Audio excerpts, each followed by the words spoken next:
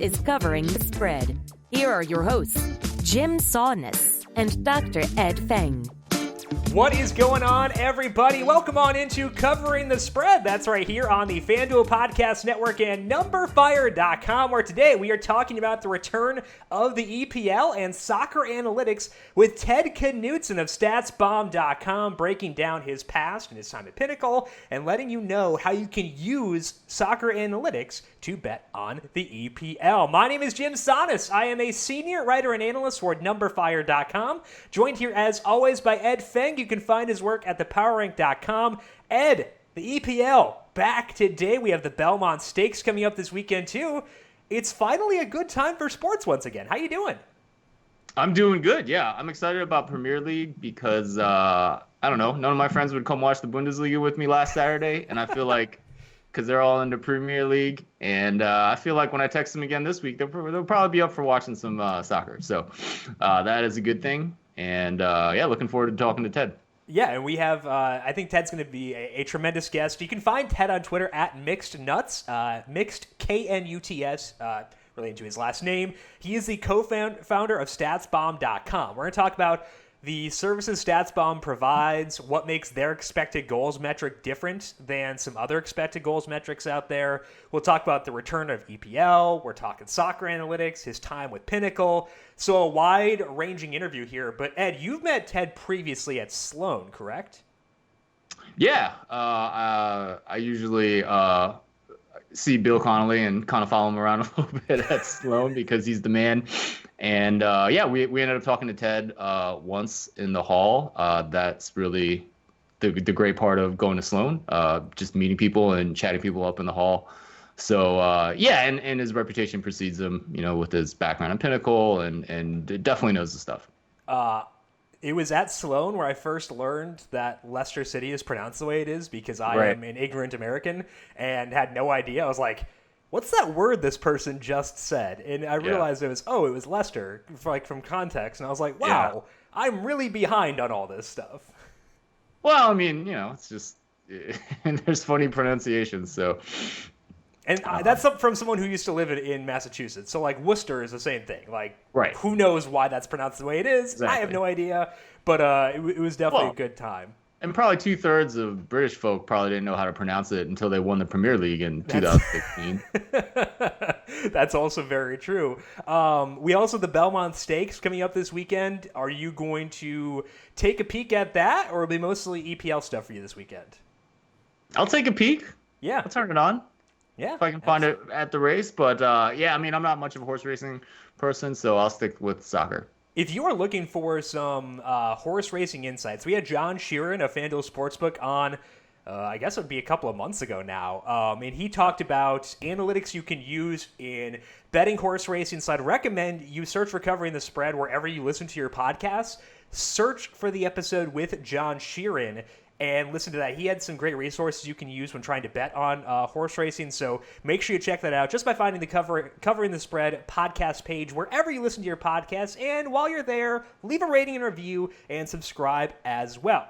Speaking of the Belmont Stakes are coming up on Saturday, and you can stream and bet all the races on the FanDuel Racing App. The FanDuel Racing App is specifically designed for sports fans who are new to horse racing, and they've made it simple for anyone to learn the ropes. Best of all, right now, FanDuel Racing is giving new users 20-1 odds on any horse to win the Belmont Stakes. Just sign up and deposit on Friday or Saturday before the race, then bet $5 on any horse and get $100 if they win.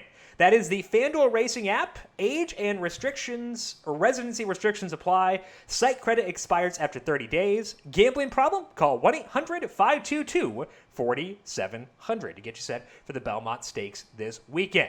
Now, before we dive into our discussion with Ted, we're going to take a look back at last week as we both have Covering the Past to discuss. Mine on NASCAR, Ed's on the Bundesliga. Ed's went a little bit better than mine did. Covering the Past.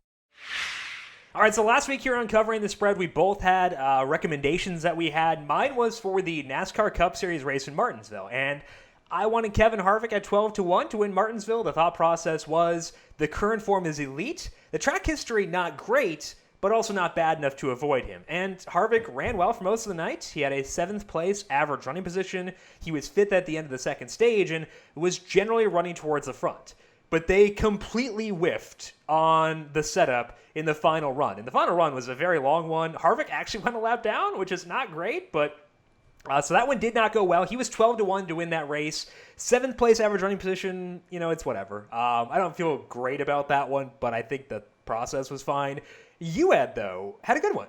You had Mönchengladbach, hopefully I'm saying that right, against Bayern Munich.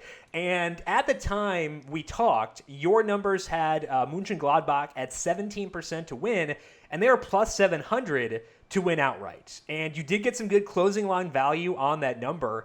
And it looked like it was going really well for a long time in that match. It was tied at 1 goal apiece. Then Bayern Munich got a goal with 4 minutes left to take the lead and win. So a super close match, and you got it at 7-1 odds. It didn't work out, but I think you have to feel pretty good about the process behind that.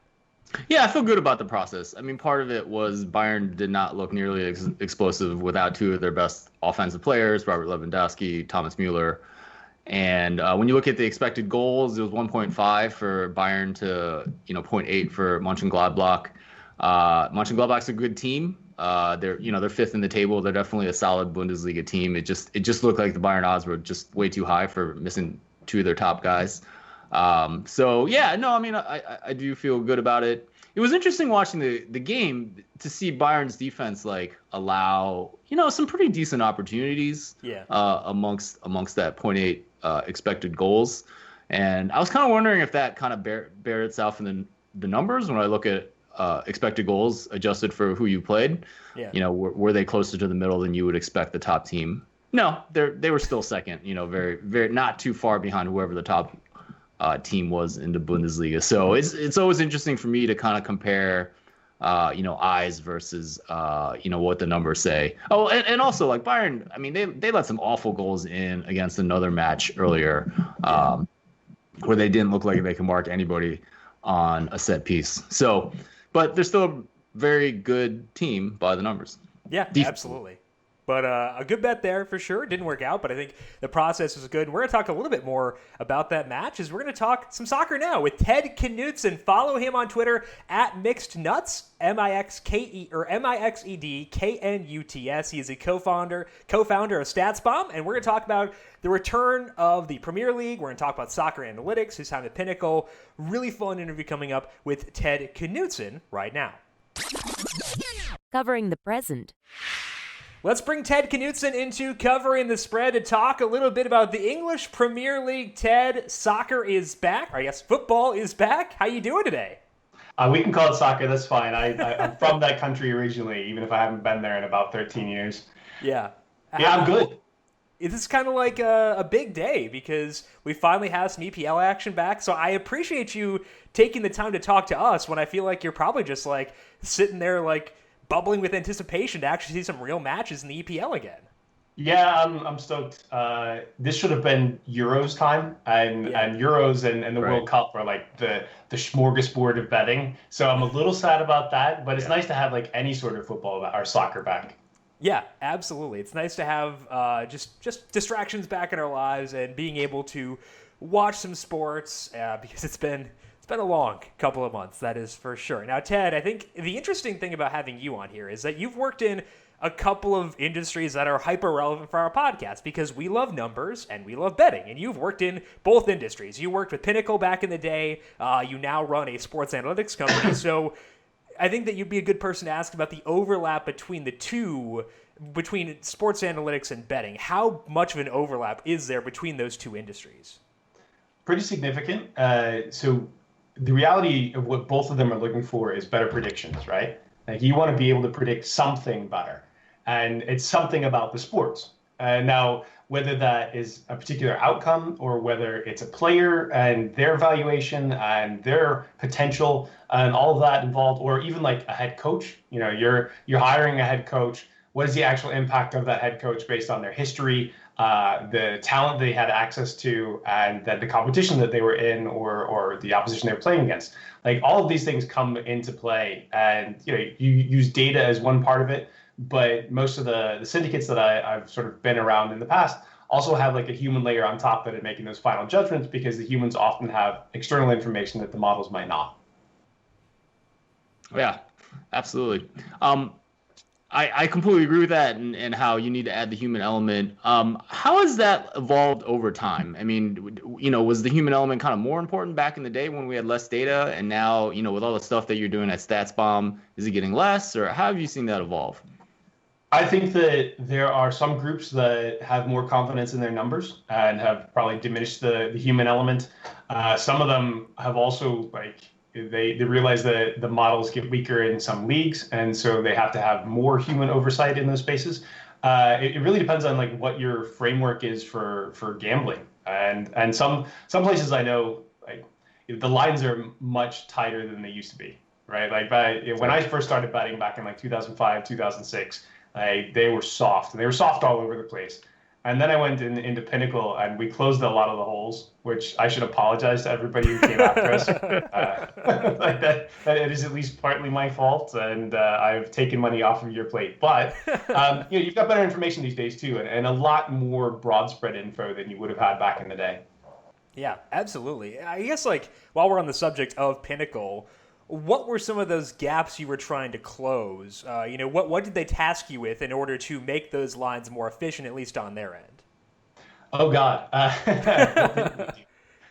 So when we started, probably came in, and first things we fixed were baseball team totals and first halves and things that were derivative lines that were tied to the main lines. So that was one part of it. Realizing that one of the old sort of directors at Pinnacle kept putting up wrong money lines in the NBA versus the spread.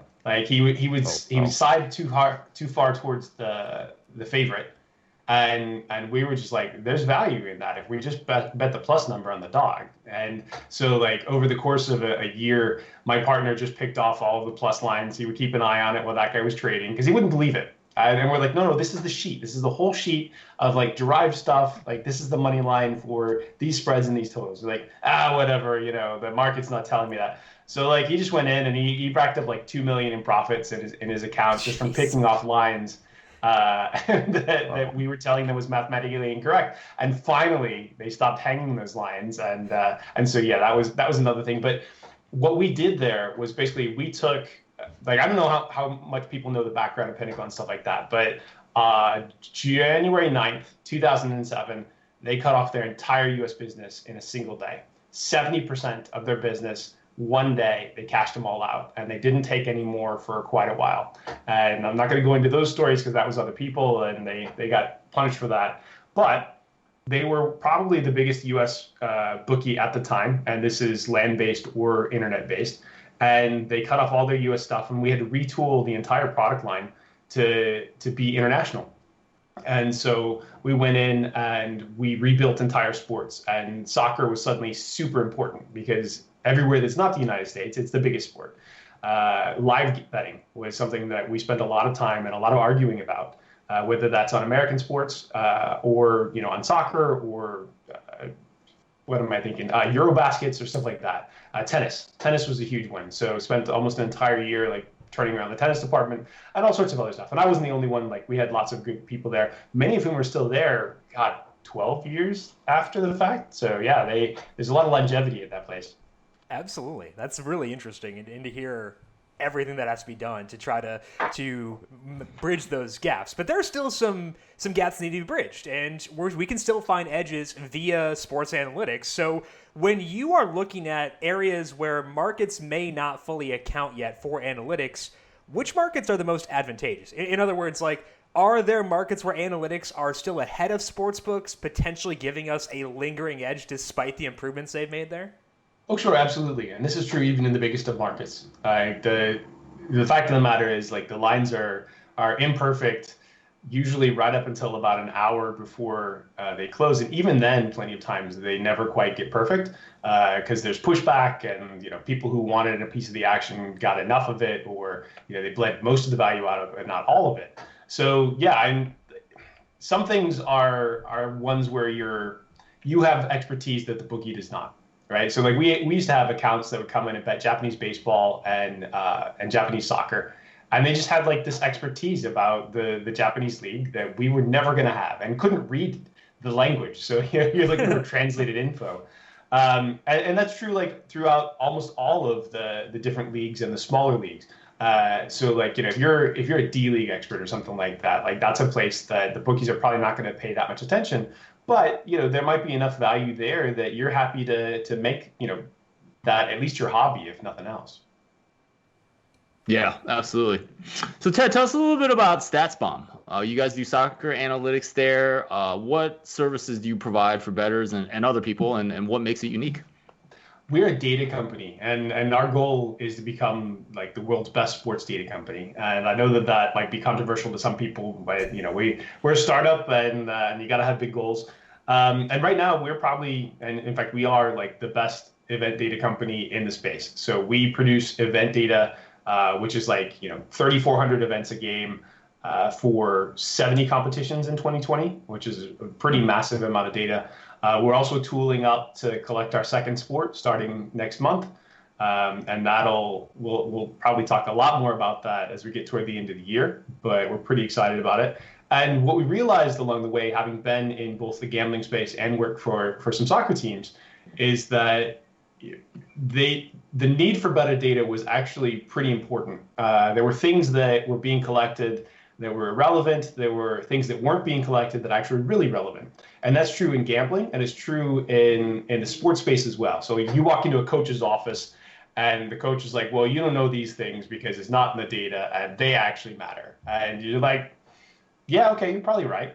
And what we did was we just started listening to people. And this is true for gamblers as well. We have a number of professional gambling friends around the way. And we talk to them as we design better data specs to say, hey, what would move the needle for you from like a betting perspective, or to make it easier for you to talk to your coaches. And so in the soccer space, what we did was we added a bunch of things that are sort of unique selling points. Like in terms of our expected goals, we have the location of the goalkeeper, as well as the location of all the defenders and the attackers around the ball for every shot. And that was like what we showed up with in 2018 when we launched the product. But we also continued to add things. So like we have pass footedness. So we know which foot the pass came with. Shot footedness, obviously, we've got that. But we added a thing called shot impact height. So, we know now the height of the ball when it was struck by the player, either with their head or their feet. And there's a ripple effect that says that that's somewhat important. You used to have proxies, but there's a big difference between a header that happens at like 6 feet where you're able to get your head on the ball, or something that skims off the top of your head, at like 8 feet tall. You made an amazing leap, but you really can't redirect it. And so these little sort of bits of better data then bring in the outliers. And the more you're able to model for outliers in like a gambling sense, the better and more accurate your prediction should be. So then the more likely you are to have customers that really like using your data. We also pay a lot of attention to quality, which is something that gamblers care about and sports teams care about. Like, you don't want to have errors inside of it, because if your model sits on data, like data is the most important part of that, even if you've got modeling approaches that try to account for maybe some variation inside of it. Yeah, and you guys supply the expected goals for Football Reference. Is that correct? We do have expected goals for FBRF, yeah. Yeah, no, that's excellent. Just take us through a little bit. I really love kind of the granular level that you guys are doing that. That's going to be different from what I'm seeing on these Bundesliga broadcasts on like FS1, right? Yes. So that one is done by the Bundesliga themselves, and then I think Opta still collect the event data there, and there's some sort of pairing with AWS, which may be a marketing pairing. Yeah, I don't know how much PFF use AWS either, but it's there. We've seen it before. So yeah, like our stuff is still a bit different, and I've actually done some comparisons with the video that they launched to explain it. And I think they don't incorporate the same stuff that we do, or at least not at the same level. So I think ours is still a bit better, but I haven't seen a broad sample of that and a fit on that model. Well, it sounds like you've done a lot of work specifically with player tracking data, and we've seen player tracking data in other sports too. Like baseball's done a lot with that in defensive metrics. They've been using a lot of player tracking data, and we've seen Next Gen Stats with NFL doing player tracking data too. So do you think that your company has an edge given your experience using player tracking data with soccer? I'm not saying you're going to expand to baseball or football, but do you feel like you have a built-in edge given the knowledge you have of all that player tracking data and what is relevant and what is not? So player tracking is one thing that is just starting to be incorporated into a lot of the models. Like, we actually are an event company that has, I would say that we're like a stepping stone in between the full tracking. But if you had to choose between the two, you would choose events, because events is much richer and it gives you the context around things. Whereas having the spatial elements of everybody is very useful, especially if you're playing the sort of the game. But without knowing that the shots are there and the passes are there and all of these other things, they're missing. So we're in the process of sort of building hybrids between those using computer vision and technology, along with sort of more traditional methods and a lot of human collectors to watch over the machines. To make sure that we produce really good information there. In gambling right now, in some cases, like, I don't know how useful player tracking is in the NFL, right? Yeah. Like, I'm not sure about that, because like, the context is super valuable, and building a lot of sort of metrics and ratings inside of it. Maybe in soccer it's a little more useful. Maybe in basketball it's a little more useful. But yeah, like we're on this trajectory. We're starting very low and very dumb. And I'm not saying that as like pejorative. Like, we're ignorant. We don't know. And so as you bring in more stuff, you still have to be careful to make sure that it matches up to the things that were there historically, and that your model calibration makes sense, and you're still reflecting the actual goals in games and not just what you think they should be based on, a lot of machine learning and potentially some black box approaches. So Ted, I mean, when you're talking about these event-driven data, you're talking about real humans tracking these types of events, right? Yeah, so we do probably 80-20 right now. It's humans that are collecting the events, and then about 20% of the machine. And we're gradually shifting over to the machine and having the humans sort of make sure that the machine doesn't screw up. Right. And I think that that's the way that our sport's going to go. And I also think that that's the way that some of the other American sports that have not been that way will go. Sure. But there are so many closet cases where you actually need humans to be able to resolve that problem. And, like, say, American football, there's just so much overlap, right? Like, there are a lot of bodies that are on top of each other, around each other all the time. And if you're just doing like an optical tracking or a fully automation, like, there are plenty of cases that are just going to be noise to a machine. It's really hard to pull that information out, which I think is one reason why the NFL initially went with a chip-based approach for their tracking, because they needed to keep the body separate, and optical was going to have issues with it. Yeah, that's thank you, Ted. That's exactly kind of where I was going. Like, what do humans add that machines never could, right? So you're just saying there's some events that you could just never pull out of the data, no matter what the granularity of it. Sure, and also just like the models and the machines are not good enough yet, and maybe that is like a video quality or not, but there are plenty of dirty secret tracking data companies that add like hundreds of humans to try and clean up their data and make sure that it's usable for everybody else. Yeah. No, wait, was I not supposed to say that? Sorry. You can say whatever you want. We're good here. Now, one of the services that StatsBomb provides is player-level data that can translate across leagues. And I assume the event, all the different events, certainly helps inform that player-level data. Do you utilize that individual player-level data when you are trying to crank out a betting model as well? And if so, do you think it better positions StatsBomb to react when there are player-level changes within a team or a league, given you have that individualized data? Sure. So that's like, the value over replacement in gambling model is significant. Like, Lionel Messi goes out. What is the impact of Messi versus his backup? Now, Messi is like, huge example. But I think when I was in the gambling space, we kind of realized that no one could really be worth more than a third of a goal. As like a team impact, and that's like a lot of study, and there may be outliers, but in general that's kind of like the maximum. And this was during Messi's prime and Ronaldo's prime and stuff like that when we're working on that. So there are other elements that some places and some groups may incorporate, particularly with regard to goalkeeper quality. Like, if your goalie is not very good and you've got a pretty good idea that he's not very good, that's going to degrade that model pretty significantly. Detaching that as a skill element from the team XG is a big deal, and there's some art in that as well as the science. Finishing ability is probably a little bit too overrated your ability to put the ball away. Like outside of Messi, who's totally broken, and we have we have all of Messi's data available for free. We collected the Lionel Messi data biography. We released it to everybody for free, and he's just not a human. He's a bit like Steph. Like Steph hits shots that other people cannot do. And Messi does that same thing for 16 years, and it shouldn't be possible, but he is. But everybody else in the world, yes, usually you fit within a certain set of bounds, and you might be on the top end of that. But it's really not a massive impact on, especially the gambling lines, because you only get say 3 shots a game at most of the elite levels, and so it's not as big as people sort of estimate. But the goalkeeper impact, I think, is probably pretty big. Yeah, that's interesting. I mean, so if one player is only worth at most a third of a goal, someone like Robert Lewandowski is going to be one of the best goal scorers in the world. Both he and Thomas Mueller were out. Is there like collective effects there having both those guys out, because they didn't look explosive against Mönchengladbach at all this past weekend? Well, Gladbach's really good though.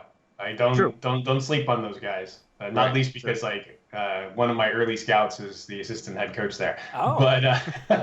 But there are cascades effects.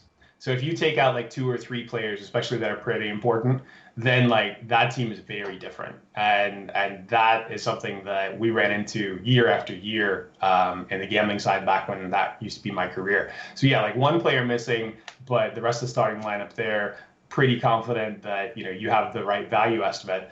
If there are multiples missing and it feels like a big drop off, that line could move a ton. Yeah, no, it was interesting, and I mean, Bayern was still a huge favorite in that match. There's probably a lot of other effects playing there because they did win and clinched the Bundesliga. But I thought it was interesting that according to some numbers I had, it didn't look like there was an adjustment for an absence of probably their 2 best attacking players. Yeah, that's not a huge surprise. Sometimes these adjustments happen really late. Also, right now. And I know this is on your agenda that you want to talk about, but the home field thing is scary. Yeah. And people are not sure how to deal with this. And if you're a big bettor, you usually want real confidence that you understand what's happening. And so putting down full amounts is terrifying at the moment. But we don't know what's going on, right? I looked over at 538 and they're reducing home field by 10%. That feels too low. That feels way too low. I mean, just without the data, and we know that there's been a negative home field advantage. I mean, a negative road teams have scored more goals since the Bundesliga came back. I don't think there's an away team advantage, but I think many people would like it if 538 ran a book, and that's in multiple sports.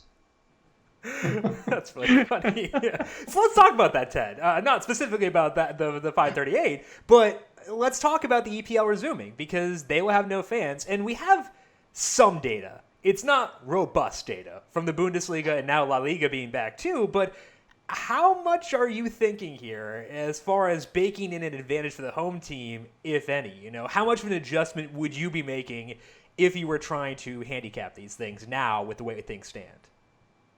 Given that we've got a reasonable amount of Bundesliga data, it's possible that home is just zeroed out, just nothing, right? And that's it might be worse than that, right? Because you tend to play a little more aggressive at home, and teams can't do that anymore, and so maybe it's even messed up some stylistic elements. But yeah, I would be scared of putting large numbers on this, but I would think that instead of reducing it by 10%, you're looking at anywhere between 50 and 80% at a minimum, and that's enormous. Yeah, for sure. I mean, in some of the models I'm doing, I'm just assuming it's 0, just as kind of a first guess. This is the fight, right? There was this huge fight in the Premier League from all the teams that are relegation threatened, and they knew that they weren't going to be able to have fans, but they still wanted to have home advantage. And there's reasonable conclusions to suggest at least that that's irrelevant. You guys shouldn't have fought about this. Just one more thing on the home advantage. We know from research that the refs' subconscious bias plays a little bit of a role in that. I feel like there is potentially still a little bit of that. I think back to when there probably should have been a penalty called against Dortmund at home against Bayern in the very last minute. It wasn't called. Bayern still ended up winning that game. I would bet that's probably that 20% remaining home advantage that you think is still kind of there, right? Just still there. Possibly, but not. You hear so much more too. Like I think for the refs, like this is the thing that's underestimated.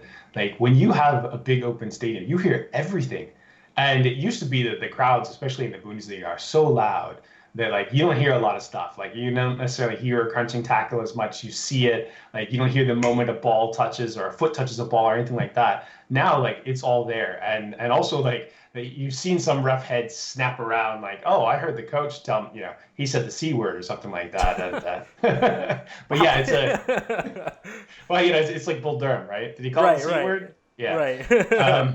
But yeah, it's a little, I don't know, it's really difficult to estimate. And I think that even so, like I've done a lot of research I've read on this internally, externally, from different syndicates even, about home advantage and why they think it exists. And there was still the huge element of uncertainty as to why, but we knew it was an impact, and we knew it varies across leagues. Like there is a crowd factor to some extent. There's also like a travel factor. The United States research was always a big deal. Like the time zone factors, altitude is always going to be a thing. So like altitude is obvious, but like there aren't that many places that have significant altitude. Now, like you just have to say, yes, the crowd has like a really quite large impact, and it has to be mostly on the ref and their ability to make effective evaluations of things that happen in a split second.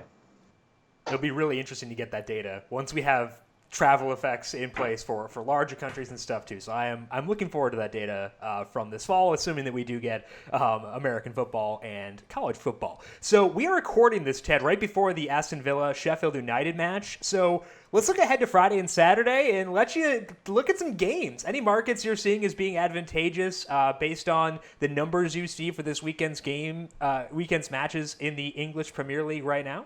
So we're going to go with Ed's estimation that there's very little home advantage. Is that what we're feeling? It works for me. Okay. I mean, Ted, that's just an assumption I'm making in some numbers that I posted on my site. It is a what shall we call it? It is a prior guess. Yes. That's fine. I'm going to roll with this. Like basically, okay. I'm giving any things that go wrong here, they're yours. That sounds good.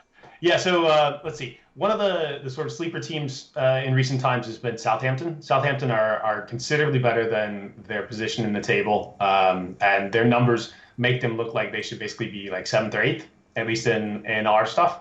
And so, like, anytime you get a chance to bet on Southampton, like, it looks pretty sexy. Norwich, I'm not sure that I'm excited by that number though. So, like, maybe it's a good estimate. I came into this wanting to bet on Southampton, and then I looked at the lines and I got scared. But the other estimate that you have to be a little concerned about is basically how much have these teams changed, right? Like it's been 3 months since they played.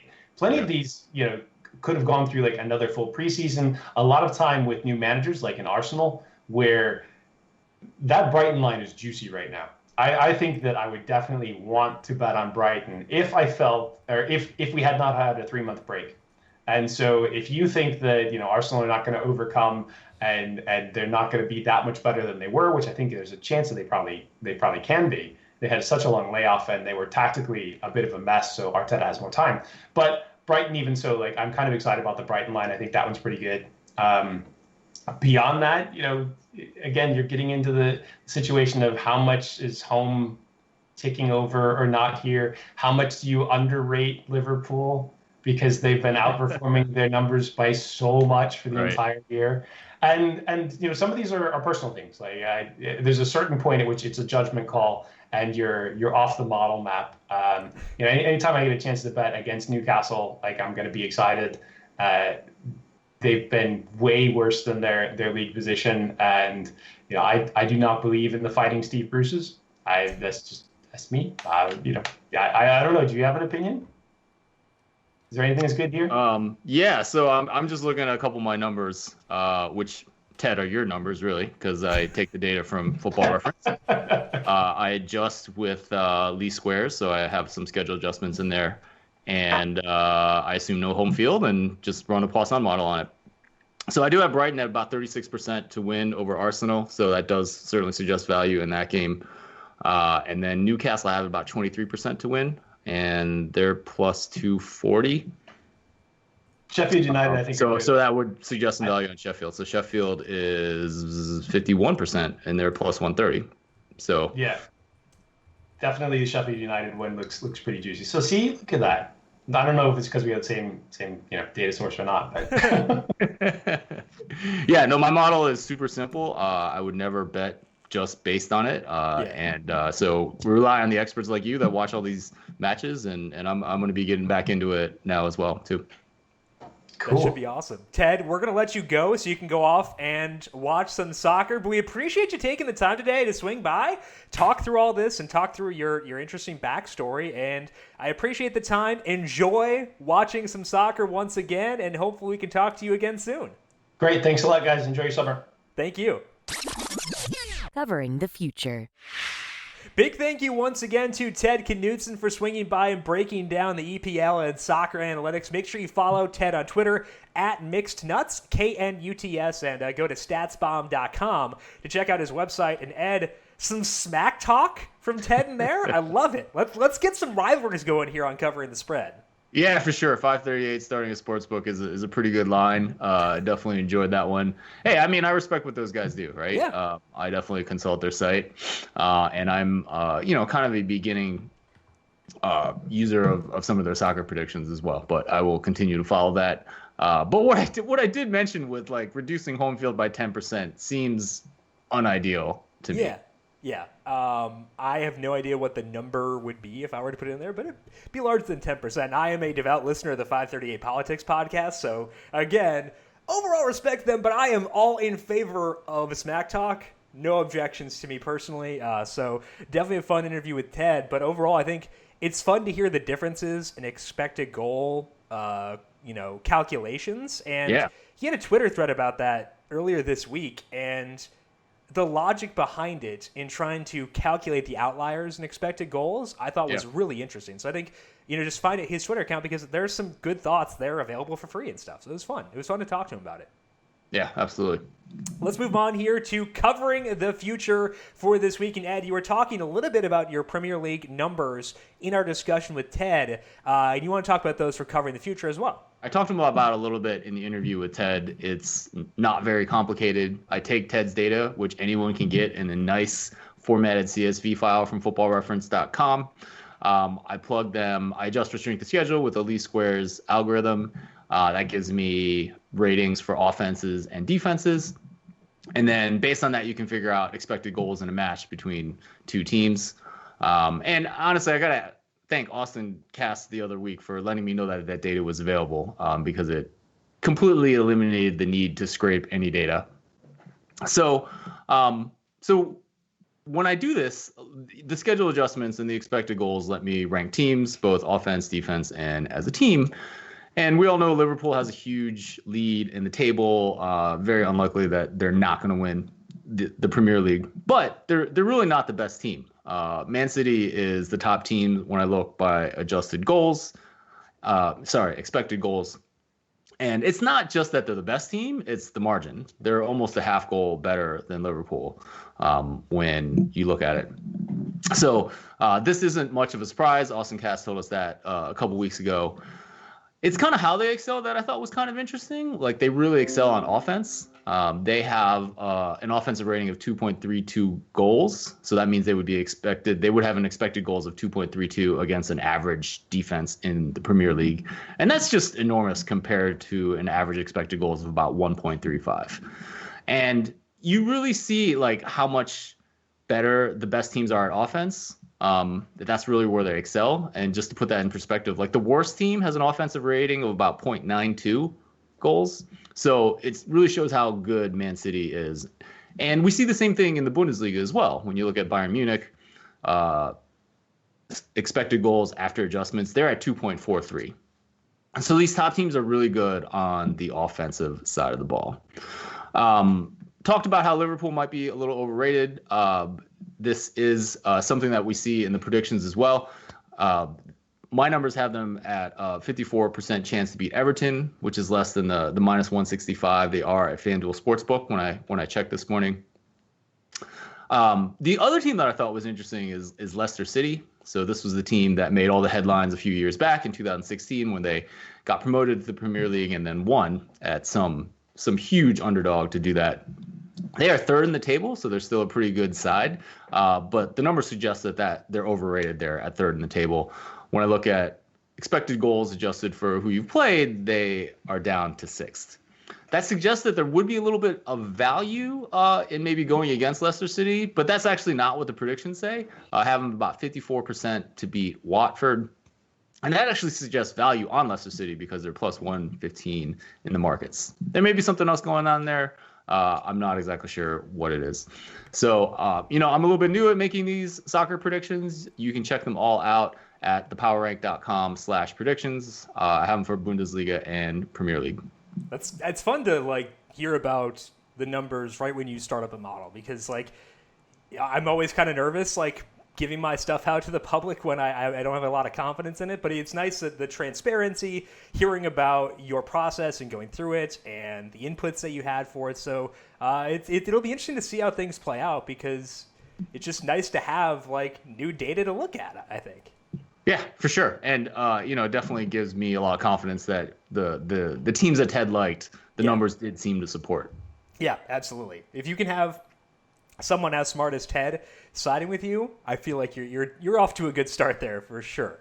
For my cover in the future, I want to talk about NASCAR once again, because there's not a whole lot else going on. As far as sports that I know very well, because I don't know a lot of horse racing, not super up to speed on soccer yet. We're getting there, slowly increasing the knowledge. But I want to talk about NASCAR this week in Talladega, and it is a high-speed pack racing track, and those tracks are generally super hard to predict. So for each race, I track the correlation between each driver's finish and their mark in my model entering the race. And if you look back to last year, for all 36 races, the two Talladega races ranked 32nd and 33rd, respectively, in terms of the finishes and the correlation between the driver rating and where they finished in the race. The only races worse than those Talladega races were in Indianapolis and the two in Daytona. So pack racing tracks, terrible in terms of predictability for my model.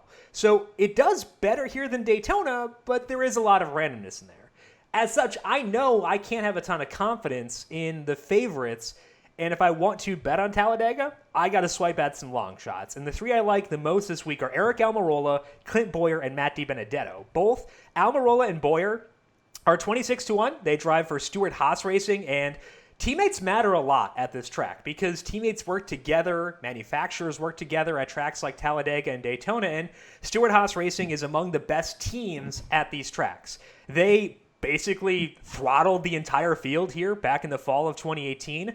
Almirola won that race, Bowyer finished second, and Almirola also has a win at Daytona back when he was driving for Petty Motorsports, back when he had much worse equipment than he has now. Almirola, 7 straight top 10s in Talladega, 4 of those have been top 5s. That is borderline impossible to do with all the randomness here. So of the 3 drivers I like, Almirola is my favorite bet this week at 26-1. Bowyer generally takes a weird strategy and runs toward the back of the pack for most of the race. He does so intentionally because it's going to look like a bad bet for 90% of the race, but he keeps himself out of trouble and ensures he is live for that final lap. But that's so that he has a legit car and doesn't crash before the end. He does have only 1 top 10 in 6 races in Talladega with Stewart-Haas Racing, but he has the equipment, he has the teammates to get the job done. So the Almirola one I feel a lot better about, but also in a Bowyer at 26-1. DiBenedetto a bit longer at 40-1, but again, going with the good teammate narrative here because he is effectively teammates with Ryan Blaney, Joey Logano, and Brad Keselowski, and all 3 of those guys are 11-1 or shorter to win this race, and DiBenedetto is 40-1. He has proven his skills on pack racing tracks in the past. He's been good in Daytona, just not at Talladega.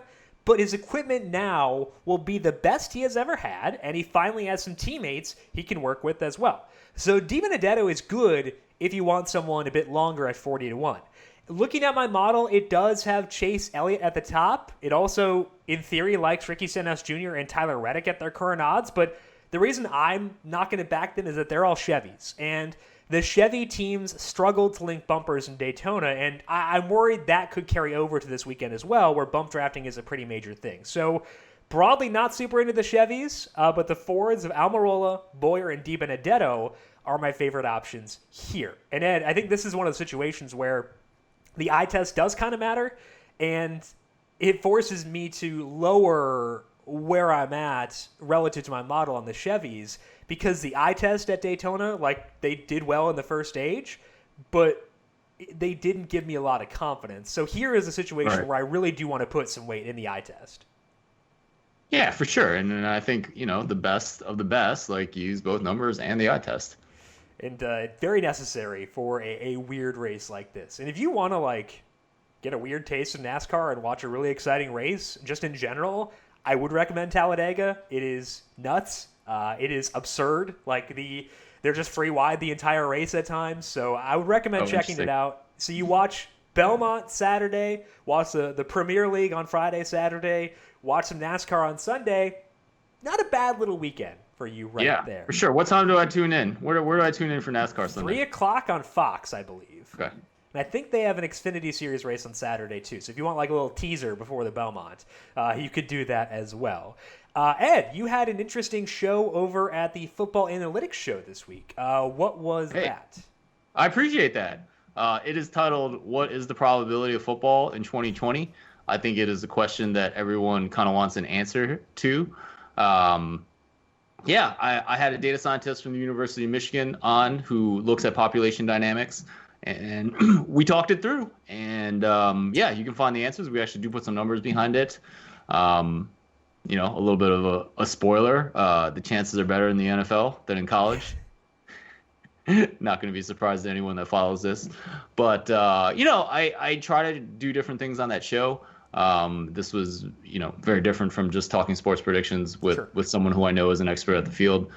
This was more, it was interesting. Like, there's no one that models, like, the probability of a second outbreak. Like, it's not something that people do, or at least not something that I could find. Right. There's a lot of predictions out there that are kind of beyond the scope of even the models. And, we try to talk through those things and figure out how to put some odds behind them. Yeah. It's hard to have a second wave when the first wave never really ended. I think that's part of the issue. The thing is, like, you just don't want the number of cases to start ramping up in a desperate, like, in a dramatic way again. And, we're kind of seeing that in certain parts of the country. We actually talk a lot about that heterogeneity and how it can affect football this fall, which I think was, one of the more interesting parts of the conversation. So, it's a reasonably short. It was only like about 35 minutes. So definitely suggest checking it out on the Football Analytics Show. You can get it wherever you get your podcasts. All right. Anything else going on for you over at the Power Rank for this week? Nothing much. You can always make sure you get all notifications by signing up for my free email newsletter. You can do that at thepowerrank.com/predictions and sign up for the free email newsletter. And then you can check out all the soccer predictions for Bundesliga and Premier League there as well. Yeah, get those numbers at thepowerrank.com. Make sure you follow Ed on Twitter as well, at The Power Rank. I am at Jim Sonnes, JimSannes. You can also follow the FanDuel Podcast Network at FanDuel Podcast. A lot of DFS stuff this week. We already had an EPL podcast with Austin Cast. We had him back on for the DFS side of things to talk about how you play EPL DFS, because I had no idea. So I talked to Austin about that. He went through the way lineups work and all that. So make sure you check that out. We had a PGA podcast with Brandon Gadula, who did really well, almost did really well last week for PGA, because he was on Xander Schauffele and Colin Morikawa.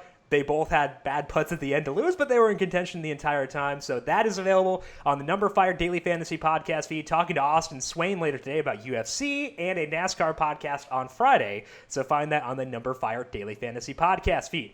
Big thank you once again to Ted Knuston for swinging by and talking about everything that he has done in his past, talking about StatsBomb.com. Make sure you follow Ted on Twitter at Mixed Nuts. Once again, nuts with a K there. Thank you to Calvin Theobald, our video producer, for running the video side of things here today, as always. Thank you, Cal. And thank you to everyone for tuning in. Enjoy the EPL. Enjoy the Belmont Stakes. Enjoy La Liga. Enjoy NASCAR. Whatever it may be. Golf. We hope you have a good time, and hopefully you are safe and healthy out there. We'll talk to you once again in the near future. This has been Covering the Spread right here on the FanDuel Podcast Network.